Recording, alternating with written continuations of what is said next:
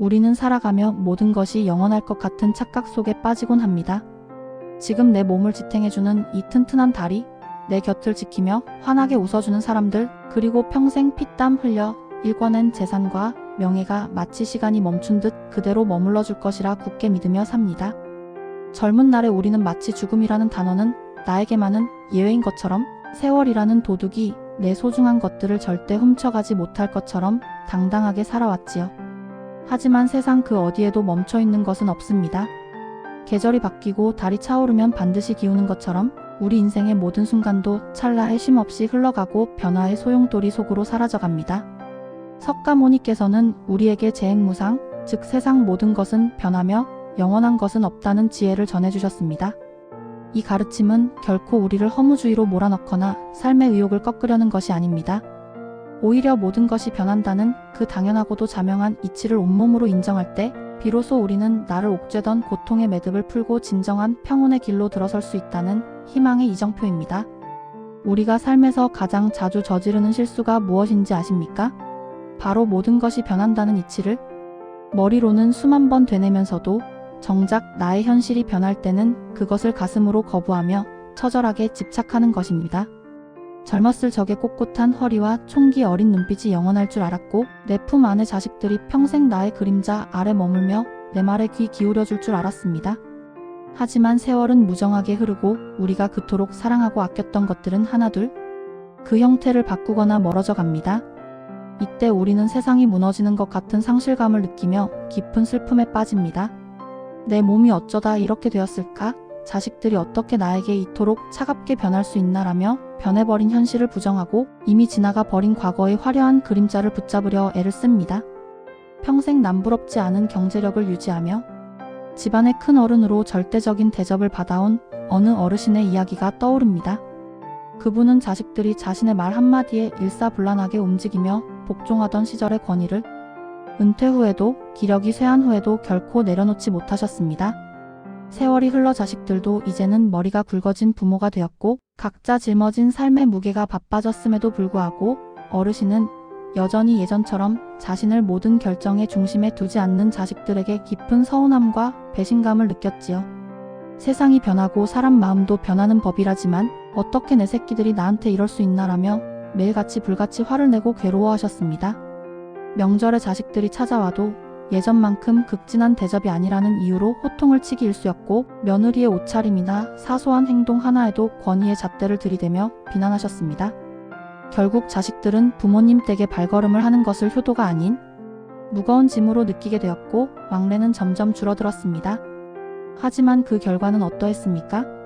과거의 권위를 붙잡으려 호통을 칠수록 자식들과의 심리적 거리는 수만 리 밖으로 멀어졌고 어르신의 마음속에는 채워지지 않는 배신감과 지독한 고독만이 독초처럼 무성하게 자라났습니다.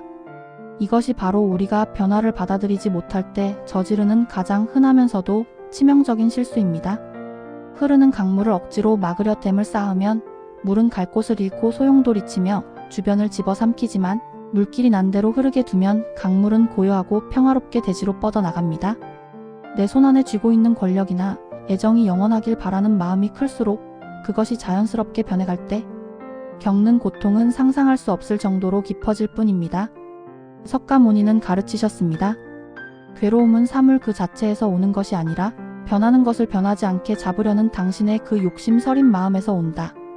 나이가 들어 몸이 예전 같지 않아지는 것, 자식들이 이제는 자기 삶의 주인이 되어 나를 덜 찾는 것, 사회적 지위가 낮아지고 주변 사람들의 관심이 시드는 것, 이 모든 현상은 결코 당신이 실패했거나 잘못 살았기 때문이 아닙니다.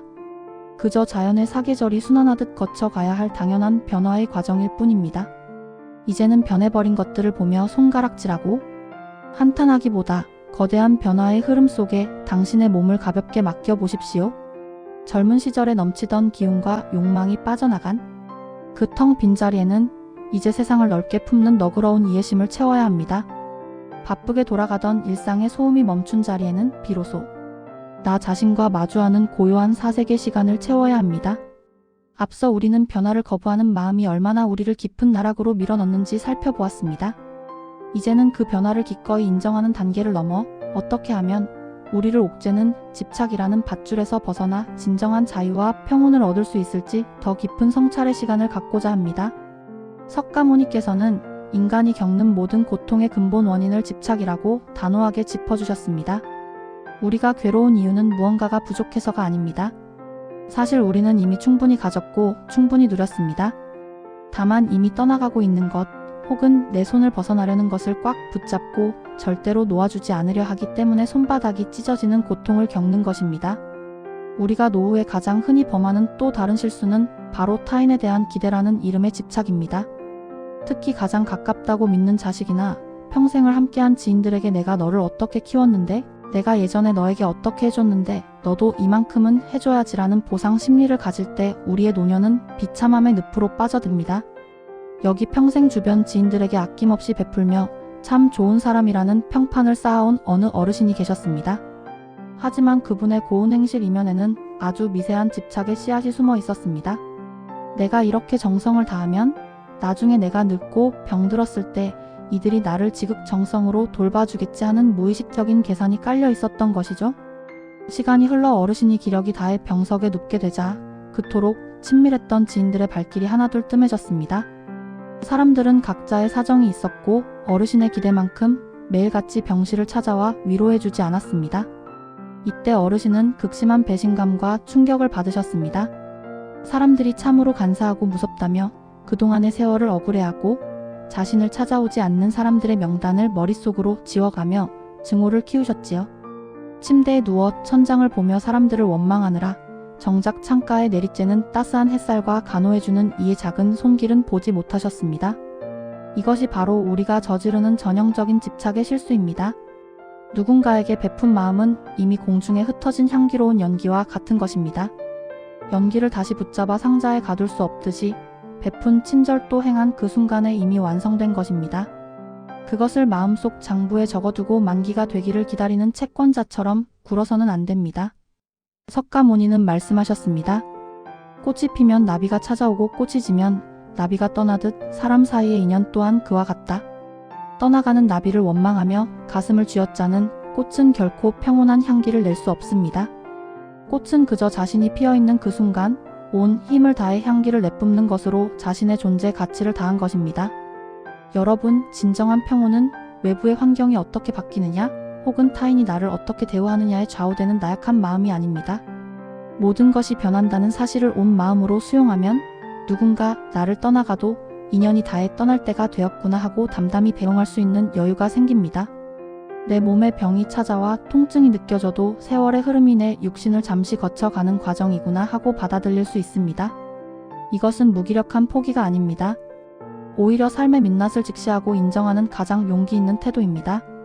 나이가 든다는 것은 상실의 연속이 아니라 내 영혼을 무겁게 짓누르던 불필요한 것들을 하나씩 덜어내어 가벼워지는 과정이어야 합니다. 이제 거울 속의 당신을 향해 진심으로 위로의 말을 건네주십시오. 그동안 무거운 것들을 쥐고 놓지 않으려 참으로 고생 많았다. 이제는 손을 펴고 그저 흐르는 대로 두어도 괜찮다. 그래도 아무 일도 일어나지 않는다. 당신이 집착의 끈을 놓는 바로 그 찰나, 당신을 옥죄던 고통의 매듭은 마치 마법처럼 스스로 풀리게 될 것입니다. 텅 빈 손이라야 비로소 오늘 나에게 다가오는 새로운 인연의 손을 잡을 수 있고 작지만 확실한 기쁨들을 온전히 어루만질 수 있습니다.